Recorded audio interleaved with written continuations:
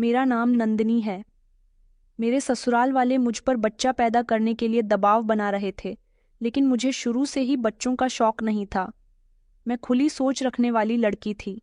मैं चाहती थी कि मेरी शादी भी किसी ऐसे ससुराल में हो जहां पर मुझे फुल आज़ादी दी जाए। मुझे गृहस्थी में न उलझाया जाए, मगर मेरे ससुराल में आने के बाद मुझे घर का सारा काम करना पड़ता।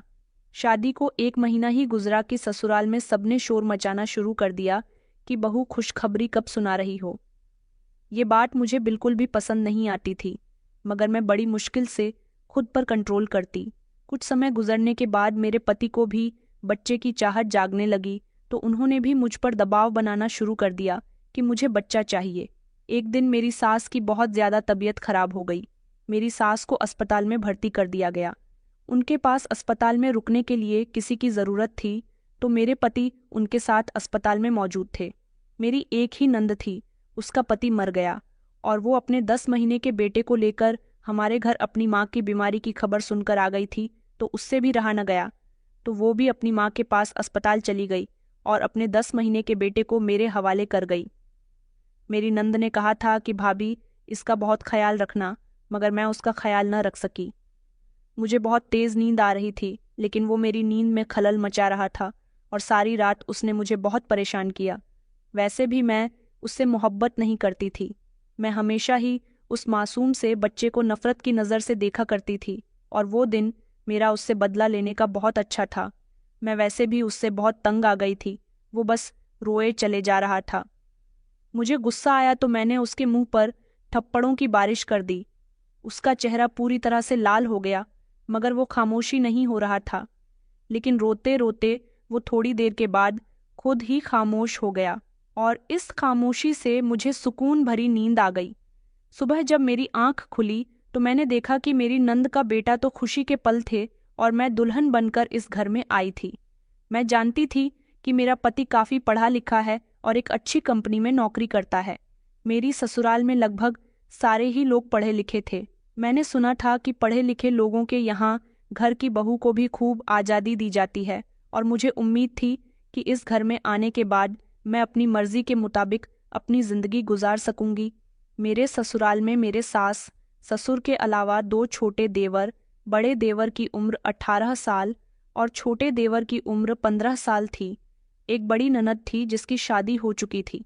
उसके पास पहले ही 2 बच्चे थे और अब उसका तीसरा बच्चा भी होने वाला था। और तो और उसका घर भी हमारे घर के पास में ही था। वो जल्दी जल्दी अपने मायके आती जाती रहती थी। मेरे पति मुझसे बहुत प्यार करते थे और हर दिन मुझे कहीं ना कहीं बाहर घुमाने लेकर जाया करते थे। शादी के कई दिनों बाद तक मेरी सास ने मुझसे घर का कोई काम नहीं करवाया था। हम मिडिल क्लास फैमिली से बिलोंग करने वाले लोग थे और मेरी शादी भी मिडिल क्लास फैमिली में ही हुई थी। मगर मेरा पति अच्छा खासा कमाता था। उनका घर भी बहुत अच्छा था, लेकिन इतने बड़े घर में एक भी नौकरानी नहीं थी। ये देखकर मैं बहुत हैरान हुई थी। मगर मुझे क्या? शादी के लगभग पूरे 1 महीने तक मेरी सास ने मुझसे घर का कोई काम नहीं करवाया, तो मुझे लगा कि मेरी सास को घर के काम करना ज़्यादा ही पसंद होगा। इसीलिए मैंने कभी घर के काम करने की टेंशन ही नहीं ली और ना ही खुद मैं कभी कोई काम किया करती थी। मुझे खाने के लिए भी मेरी सास बड़े प्यार से टेबल तक बुलाया करती थी और सुबह का नाश्ता भी मुझे मेरे कमरे में ही दिया जाता था।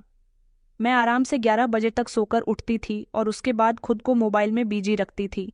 मेरे पति भी सुबह होते ही अपनी माँ से नाश्ता लेने के बाद ऑफिस चले जाते थे।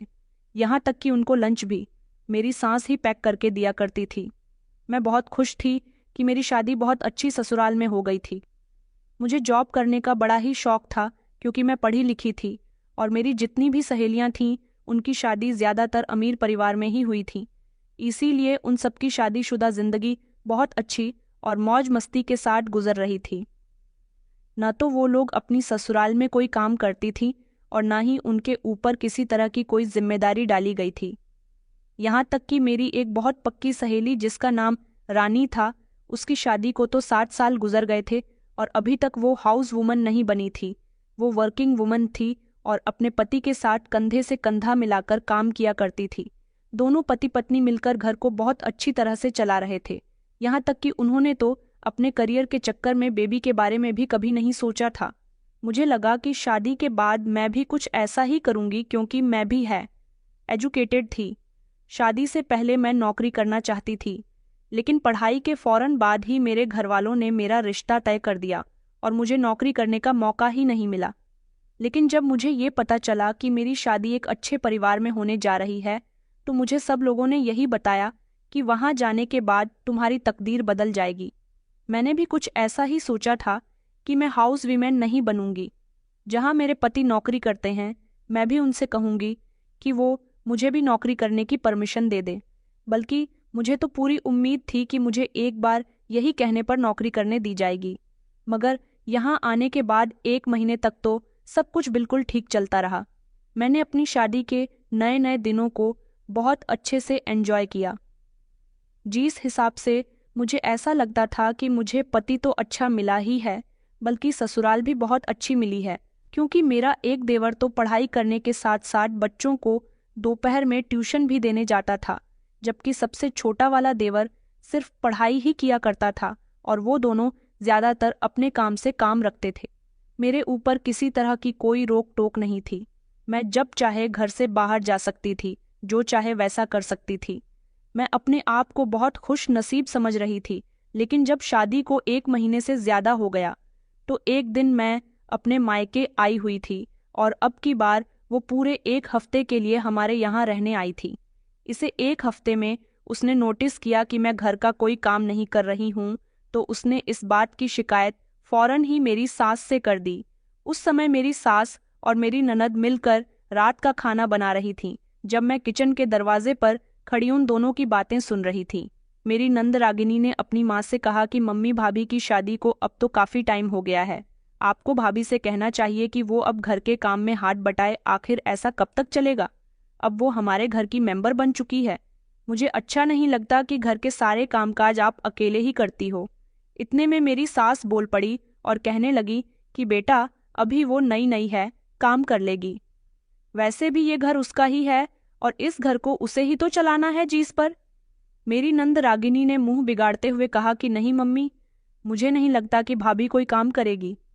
अरे, मेरी शादी के बाद मैं अपने ससुराल को भी संभालना हूँ और यहाँ आकर आपके भी मुश्किल काम कर जाती हूँ। मुझे पता है कि आपसे इस उम्र में ज्यादा काम नहीं होता, लेकिन फिर भी आप सारे काम कर लेती हो। भाभी को हम किस लिए लेकर आए हैं? ताकि वो आपके साथ मिलकर रहे, मिलकर घर के काम करे। आखिर मैं भी कब तक अपने ससुराल से आकर यहाँ के काम करती रहूंगी?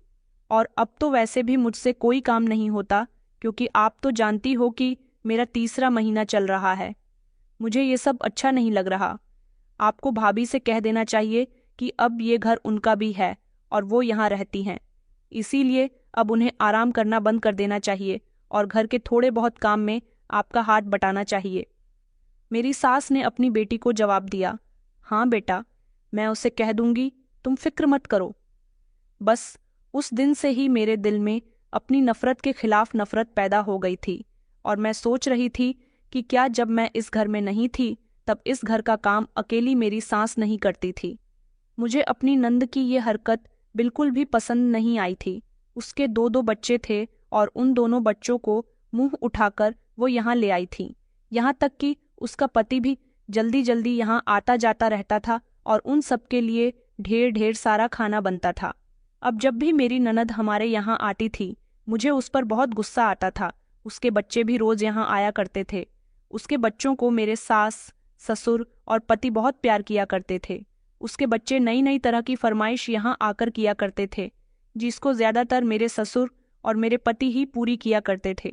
मुझे इस बात पर बहुत गुस्सा आता था कि इस घर में सबसे ज्यादा कमाई मेरे पति की थी और उनकी कमाई को इस घर में ये लोग दोनों हाथों से लुटाया करते थे।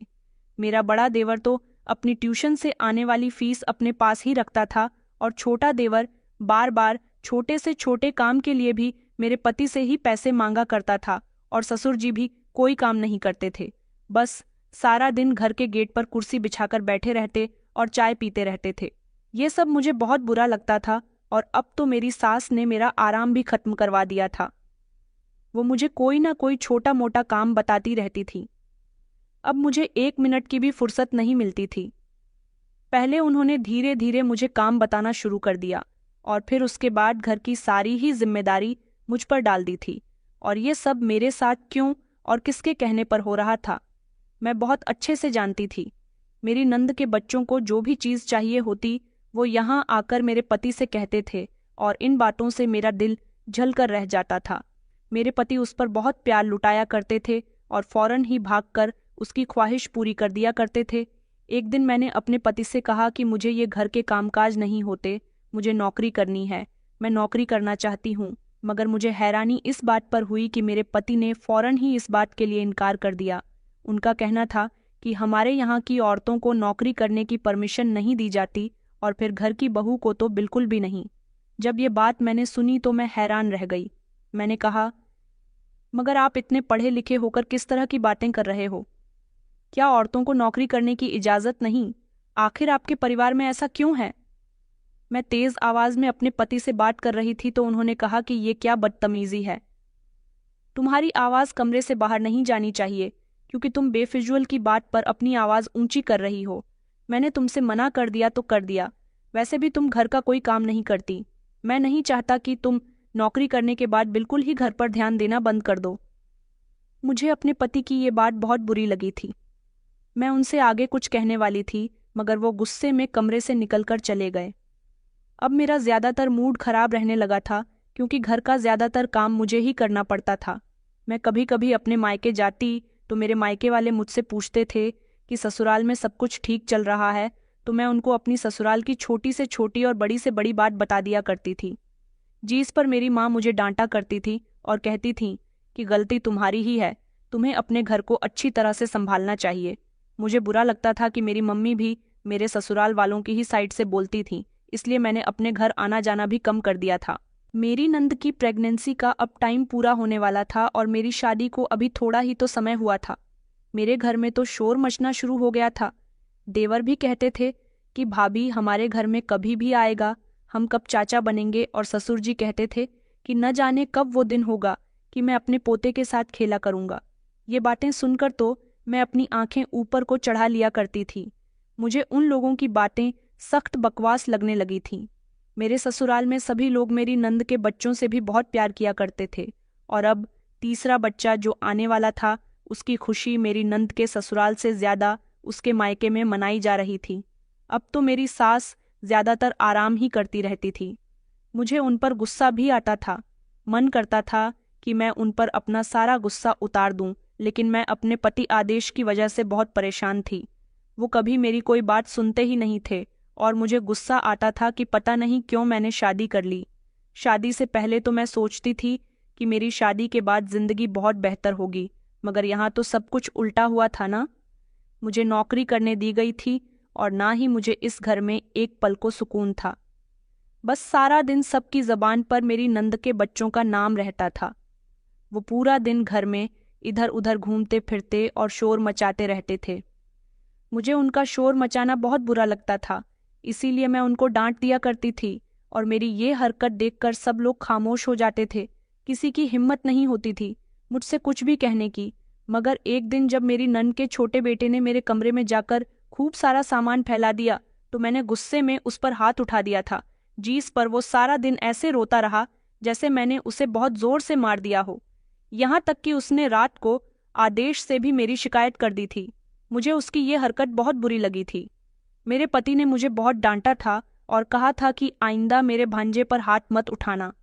मैंने उसी समय अपने पति से अपनी गलती की माफ़ी मांग ली थी, क्योंकि मुझे पता था कि जब वो मुझसे नाराज़ हो जाते थे तो फिर भी मुझे ही उनको मनाना पड़ता था और साथ ही अपनी गलती भी माननी पड़ती थी। कुछ समय के बाद मेरी नंद ने तीसरे भी बेटे को जन्म दिया था, जिससे हमारे घर में तो जैसे खूब खुशियां मनाई जा रही थीं। और जब से मेरी नंद का तीसरा बेटा इस दुनिया में आया था, तब से तो इन लोगों ने मेरा दिमाग ही खा लिया था। हर कोई बार बार मुझसे यही कहता है कि बहू, तुम्हारी शादी को बहुत समय हो गया, तुम्हें कोई खुशखबरी नहीं है। हम चाहते हैं कि हमारे घर में भी कोई बच्चा आ जाए। अब क्या बच्चा लाना मेरे बस की बात थी? मेरे पति को भी बच्चों से बहुत प्यार था, मगर आजकल ये प्यार मुझे उनके भांजों के लिए कुछ ज्यादा ही नजर आने लगा था। मैं तो अभी बच्चा करना ही नहीं चाहती थी, क्योंकि मैंने पहले ही सोचा हुआ था कि मैं शादी के लगभग 3 साल के बाद बच्चे के बारे में सोचूंगी। लेकिन इन लोगों ने तो बच्चा बच्चा करके मेरा दिमाग ही खा लिया था। बड़ी मुश्किल से मैं ये झेल रही थी क्योंकि मेरे सारे सपनों और ख्वाहिशों पर इन्होंने पानी फेर दिया था। मेरे पति की मोहब्बत मेरी नंद के बच्चों के प्रति मुझे एक नज़र भी नहीं भा रही थी। मेरा दिल कटकर रह जाता था। मेरी नंद भी घर आती तो मैं उससे भी ठीक से बात नहीं करती थी। वो समझ गई थी कि मेरा बिहेवियर उसके प्रति बदल चुका है, इसीलिए वो हमेशा मेरी सास से मेरी शिकायत करती रहती थी। मेरी नंद का सबसे छोटा बेटा बहुत सुंदर था और बहुत ही क्यूट भी था। मेरे पति का मन तो उसके बिना लगता ही नहीं था। वो अब उसके तीनों बच्चों से और भी ज्यादा प्यार करने लगे थे। मेरे पति की छुट्टी होती तो वो सारा दिन मेरी नंद के सबसे छोटे बेटे आशु के साथ ही बिताया करते थे। सारा दिन उसे गोद में लेकर घूमते रहते, यहाँ तक कि उसे कमरे में लेकर भी आ जाते थे। मुझे वो बच्चा एक आंख नहीं भा रहा था और मैं मन में सोचती कि क्या पहले से ही 2 बच्चे कम थे जो अब एक और यहाँ पर आ गया मुझे तंग करने के लिए। क्योंकि अगर बच्चा रोने लग जाता तो मेरे पति मुझसे कहते कि इसे खड़े होकर चुप करवाओ, मगर मैं तो उसे गोद में लेना भी पसंद नहीं करती थी, इसलिए अब उन्होंने मुझसे कहना ही बंद कर दिया था। और अब वो ज्यादातर बच्चे के रोने पर उसको अपनी माँ के पास ले जाते थे और फिर कई कई घंटे अपनी माँ के कमरे में माता पिता और आंसू के साथ खेलते रहते थे। मुझे ऐसा लगता था जैसे इस बच्चे की मौजूदगी ने मेरे पति के दिल में मेरी अहमियत ही कम कर दी है। इतनी नफरत तो मुझे उसके बड़े बच्चों से नहीं हुई थी जितनी छोटे वाले बेटे से होने लगी थी। मेरे पति चाहते थे कि मैं भी बच्चों के बारे में प्लान करूं, लेकिन मैंने अभी तक उनसे मना किया हुआ था और धीरे धीरे मेरी शादी को 1 साल गुजर गया था और मेरी नंद का बेटा 6 महीने का हो गया था। अब मेरी सास ने रट लगा ली थी कि मैं बहू को डॉक्टर के यहाँ लेकर जाऊंगी, बहू का चेकअप करवाऊंगी कि आखिर अभी तक मेरी बहू माँ क्यों नहीं बन पा रही। उनके बेटे ने अभी तक अपनी माँ को शर्मिंदे की वजह से ये बात नहीं बताई थी कि बच्चा करने की मर्जी उनकी बहू की ही नहीं है। उन्हें लगता था कि मेरे अंदर कोई कमी है, लेकिन मैं तो पूरी तरह से फिट थी। मैं नहीं चाहती थी कि मैं बच्चा करूं, क्योंकि पहले ही इस घर में मेरे ऊपर बहुत सारा लोड था। मैं अपने आप को बच्चा पैदा करने के बाद और ज्यादा जिम्मेदारियों में घिरता हुआ नहीं देख सकती थी। मेरी नंद का बेटा अब थोड़ा थोड़ा बोलने लगा था और मेरे पति को उसकी तोतली बोली बहुत अच्छी लगती थी। घर में हर कोई उसका दीवाना था, सब लोग उससे बहुत प्यार करते थे। अगर कोई उससे प्यार नहीं करता था तो वो मैं थी।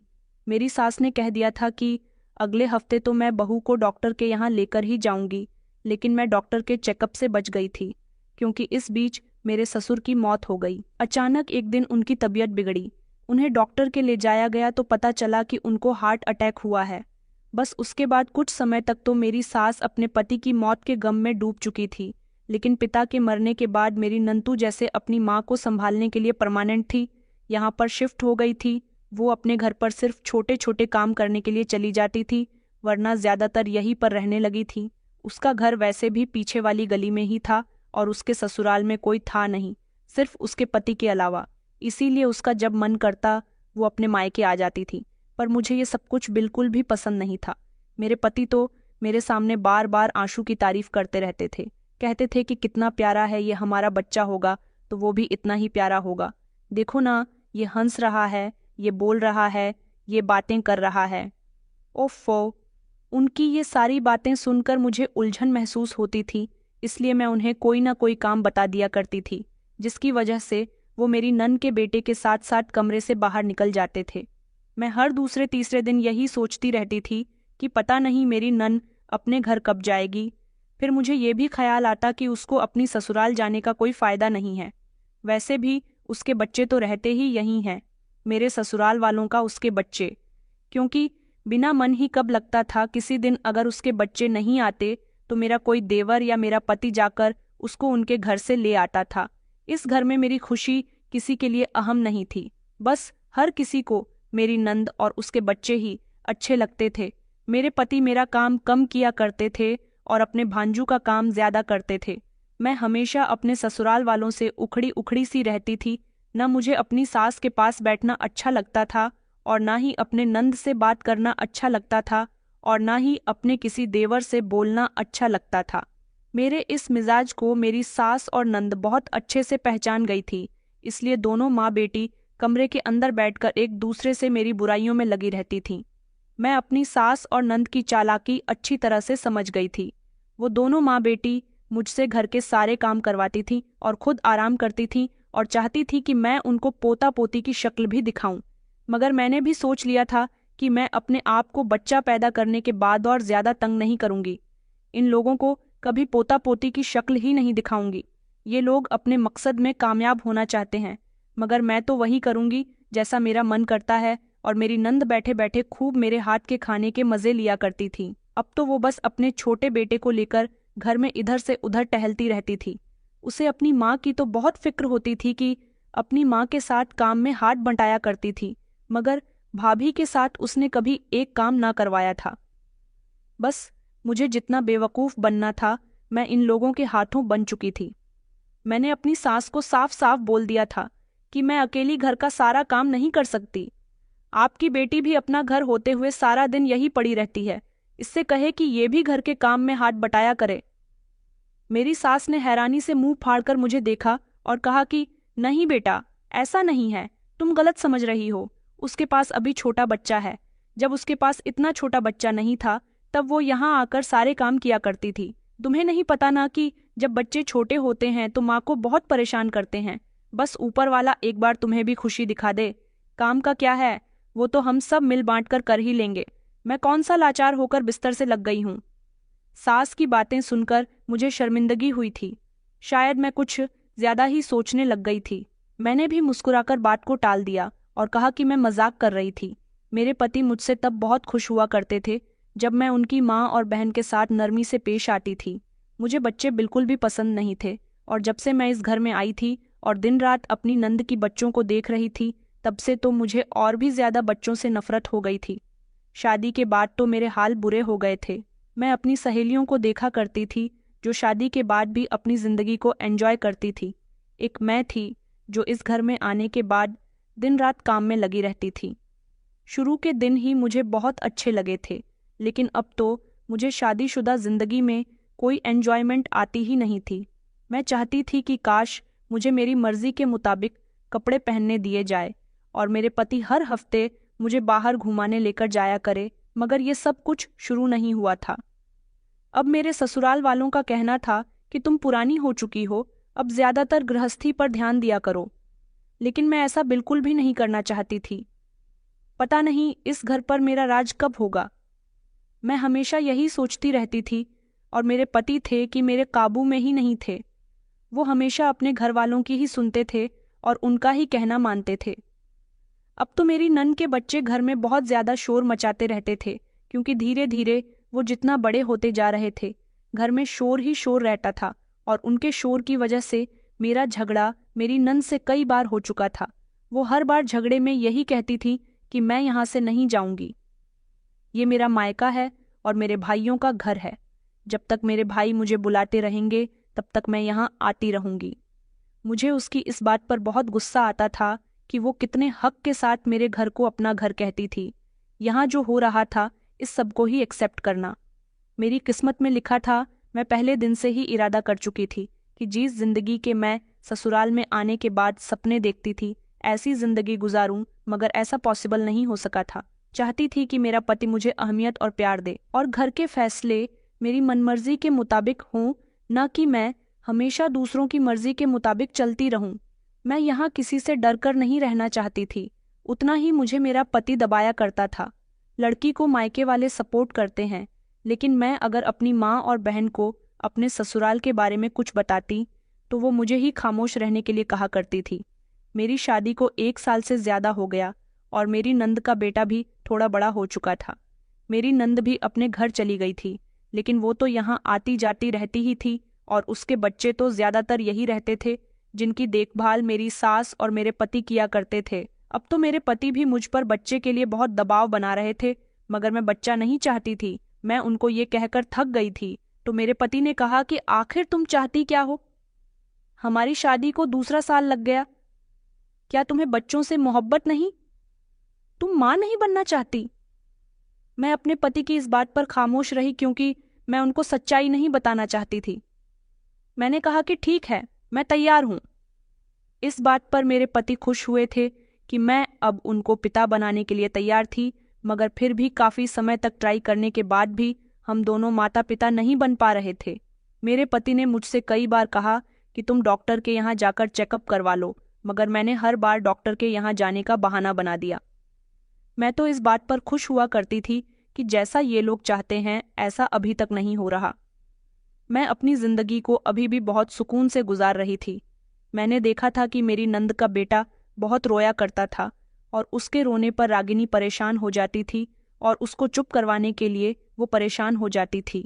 मैंने देखा था कि वो सारी सारी रात अपने बेटे को जागकर इधर से उधर टहलती रहती थी, न ठीक से खाना खाती थी और न ही ठीक से अपने ऊपर ध्यान दे पा रही थी। मैं अपनी जिंदगी ऐसी नहीं करना चाहती थी, मगर अब तो ऊपर वाले की तरफ से ही देर थी। ये सोचकर मेरे पति अब मुझसे कुछ ज्यादा नहीं कहते थे, लेकिन मेरी सास अभी भी मुझ पर दबाव बना रही थी कि वो मुझे कब दादी बना रही हो। अब तो बहुत समय हो गया। ईशिन दिन मेरे पति ने कहा कि नंदिनी, मैं चाहता हूँ कि हम कोई बच्चा अडॉप्ट कर लेते हैं। माँ हमेशा यही कहती रहती है कि हमारे घर में भी कोई छोटा बच्चा होगा तो घर में हमेशा खुशी का माहौल बना रहेगा, और क्या पता ऊपर वाला हमें उसके नसीब से ही औलाद दे दे। हम किसी छोटे से बच्चे को अडॉप्ट कर लेते हैं जिसकी परवरिश तुम बहुत अच्छे से करना। मैं उसी समय बोल पड़ी और मैंने कहा, ये आप क्या कह रहे हो? हमारे घर में 3 बच्चे हैं। रागिनी दीदी के बच्चे, आप लोग उनको बहुत प्यार करते तो हो, फिर बच्चा अडॉप्ट करने की क्या ज़रूरत है? मेरे पति ने कहा कि वो दिनों हमारे घर में तो नहीं रहते, न जीजा जी का जब दिल चाहता है रागिनी और अपने बच्चों को लेकर चले जाते हैं। मुझे ये सब पसंद नहीं। मैं चाहता हूँ कि हमारा भी बेटा या बेटी हो जिसको हम प्यार करें, वो हमें मम्मी पापा कहें। मेरे पति ने ये बात मेरे कंधे पर हाथ रखते हुए कही थी, लेकिन मैं उनके शब्दों से बहुत घबरा गई। मैं ऐसा नहीं चाहती थी। मैं किसी दूसरे का बच्चा अपनी जिंदगी में शामिल नहीं करना चाहती थी। ऊपर वाला हमें भी माता पिता बनाएगा और इस दुनिया में हमारा अपना खून ही आएगा। मैंने ऐसे शब्द जब अपने पति के सामने पेश किए तो उनका दिल नरम पड़ गया था और उन्होंने कहा कि तुम फिक्र मत करो, ऊपर वाला हमारी प्रार्थना जरूर सुनेगा। फिलहाल तो मैंने उन्हें तसल्ली दे दी थी, लेकिन मेरे पति मेरी नंद के बेटे के ऊपर बात टाल टाल कर बार बार बच्चों की ही बातें किया करते थे। एक रात अचानक मेरी सास की तबीयत खराब हो गई तो उनको अस्पताल में भर्ती कर दिया गया। मेरा एक देवर तो मेरी नंद के पति के साथ उनके काम के सिलसिले में शहर से बाहर गया हुआ था और छोटा वाला देवर भी अपनी माँ के साथ था। दोनों भाई मिलकर मेरी सास को अस्पताल ले गए थे। उनकी तबीयत अचानक बिगड़ गई। उनके पेट में दर्द हो गया और बहुत तेज बुखार आ गया तो वो दोनों उन्हें अस्पताल ले गए। वहां से खबर आई कि मेरे पति आज रात अस्पताल में ही रुकने वाले हैं क्योंकि माँ की कंडीशन कुछ ठीक नहीं है। उन्होंने अपने छोटे भाई को मेरी देखभाल के लिए घर पर भेज दिया था। मैं बेफिक्र हो गई और घर का दरवाज़ा बंद करने के बाद कमरे में आने ही वाली थी। जब घर का दरवाज़ा दोबारा से बजने लगा, जैसे ही मैंने दरवाज़ा खोला तो मेरी नंद रोते हुए आई और मुझसे लिपट कर कहने लगी कि भाभी, माँ की तबीयत इतनी खराब हो गई और किसी ने मुझे बताया भी नहीं। भाभी, प्लीज़ मेरे बेटे को आज रात के लिए आप संभाल लो, माँ की तबीयत ठीक नहीं है। मैं और भैया अस्पताल में रुक जाते हैं। ये बड़े दोनों बेटे तो अरुण के पास हो जाएंगे। अरुण मेरे सबसे छोटे देवर का नाम था जो इस समय घर में मौजूद था। दोनों बड़े बच्चे मामा मामा कहते हुए उसके कमरे में चले गए थे। मेरी नंद रागिनी ने मुझे अपना बैग थमाया और दूसरे हाथ में मुझे अपना बेटा दे दिया और कहने लगी कि प्लीज़ भाभी, आज रात के लिए आप इसे संभाल लो। ये सो रहा है और इसी तरह से सारी रात सोता रहेगा। अगर इसे फीडर में दूध दे दिया जाए तो किसी टाइम इसकी आंख खुल जाए तो बस आप दूध बनाकर दे देना। ये सोता रहेगा और आपको भी परेशान नहीं करेगा। मैं सुबह आकर इसे अस्पताल में ले जाऊंगी क्योंकि मेरी भैया से बात हुई थी। भैया ने कहा कि अस्पताल में बिल्कुल भी जगह नहीं है। भैया ने कहा है कि मैं इसे आपके पास छोड़ दूं, आप इसकी अच्छे से देखभाल कर लोगी क्योंकि उधर माँ को मेरी बहुत याद आ रही है। मैं अस्पताल जा रही हूँ, आप प्लीज़ मेरे बेटे का ख्याल रखना। ये कहकर वो मुझे अपना बेटा थमाकर चली गई थी, मगर मैं इसकी देखभाल कैसे कर सकती थी? मुझे तो ये बिल्कुल भी पसंद नहीं था, लेकिन इस समय वो सो रहा था और सोते हुए बहुत ही प्यारा लग रहा था। मैं अपनी नंद से कुछ न कह सकी और खामोशी से दरवाज़ा बंद करके उसे अपनी गोद में लेकर अपने कमरे तक आ गई। मैंने उसे धीमे से अपने बिस्तर पर लेटा दिया और खुद भी उसके बराबर में लेट गई। लेकिन अचानक रात बीच में वो उठकर रोने लगा और इतना ज्यादा चीखने लगा कि मैं तो उसके चीखने से घबरा गई। मेरी समझ नहीं आ रहा था कि उसे किस तरह से शांत कराऊं। मैं उसे शांत कराने की हर तरह से कोशिश कर रही थी। मुझे उसके रोने से उलझन महसूस हो रही थी। रात के समय शांति फैली हुई थी, इसलिए उसकी आवाज़ घर में बहुत तेज महसूस हो रही थी। मैंने अपनी नंद को देखा था, वो ज्यादातर उसको टहल टहल कर खामोश करवाया करती थी, इसलिए मैंने उसको गोद में लिया और टहल टहल कर खामोश करवाने की कोशिश करने लगी। मगर वो तो फिर भी खामोश नहीं हो रहा था। मुझे उसकी आवाज़ बहुत ही बुरी लग रही थी। मैंने अपने दांत बींचते हुए दरवाजे पर हाथ मारा कि शायद वो मेरा गुस्सा देखते हुए चुप हो जाए, मगर वो तो मासूम बच्चा था। मैं सोच रही थी कि बस ये जैसे तैसे खामोश हो जाए, मगर वो चुप होने का नाम ही नहीं ले रहा था। मुझे उस पर इतना गुस्सा आया कि मैंने बिस्तर पर पटक दिया तो वो और ज्यादा रोने लगा। मैंने उसको बड़बड़ाना शुरू कर दिया, क्योंकि एक वही तो था जब से इस दुनिया में आया था कि मेरे पति ने मेरा दिमाग खा लिया था कि उसे बच्चा चाहिए। इससे बहुत नफरत महसूस हो रही थी, इसलिए मैंने इस पर थप्पड़ों की बारिश करना शुरू कर दी कि तेरी ही वजह से इस घर में मेरी अहमियत नहीं है। मेरा पति सबसे ज्यादा तुझे अहमियत देता है, हमेशा तुझे अपनी गोद में लिए फिरता है, और ये सब कुछ मुझे बिल्कुल भी पसंद नहीं।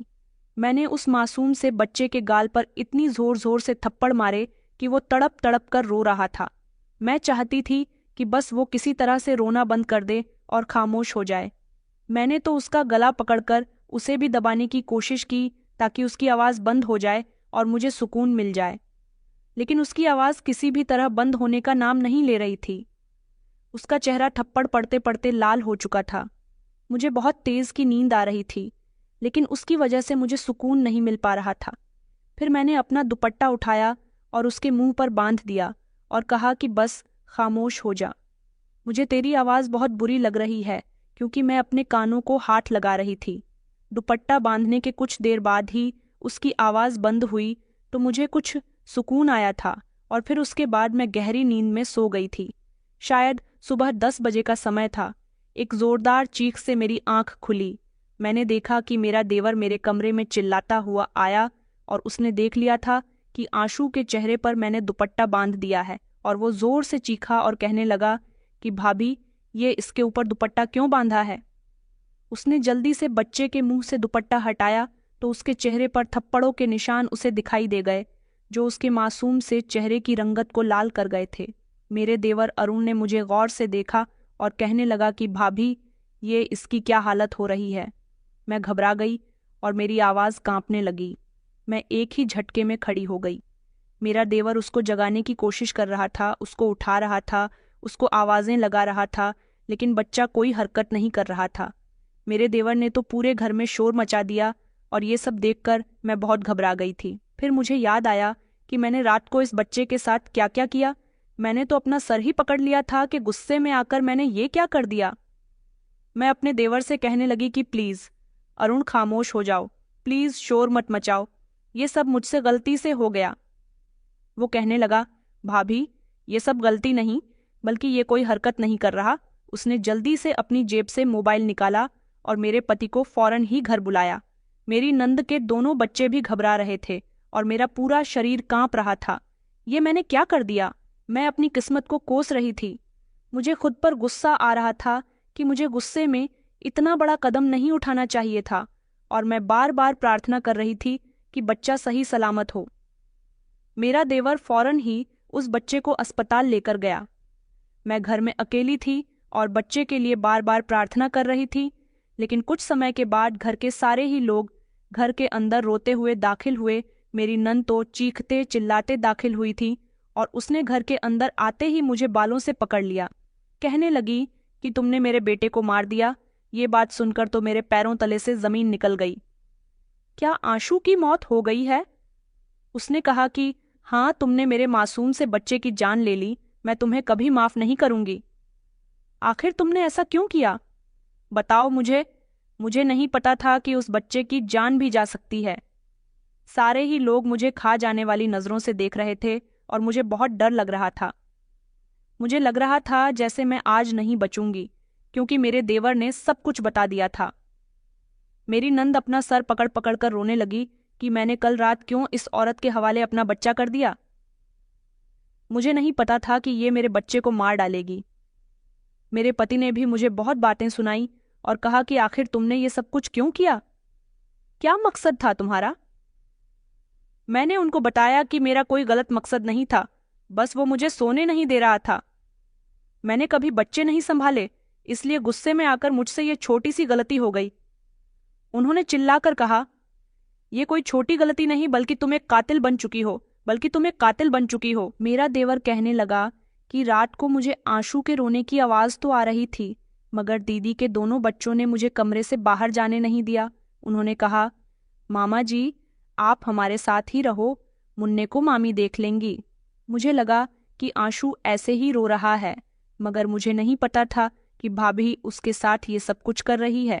वो तो सुबह आकर मैंने देखा कि भाभी गहरी नींद में सो रही है और आशी के मुंह पर दुपट्टा बंधा हुआ है। ये देखकर मैं घबरा गया कि इतने छोटे बच्चे के मुंह पर कपड़ा कैसे बांधा जा सकता है। सब लोग मुझे इल्जाम दे रहे थे।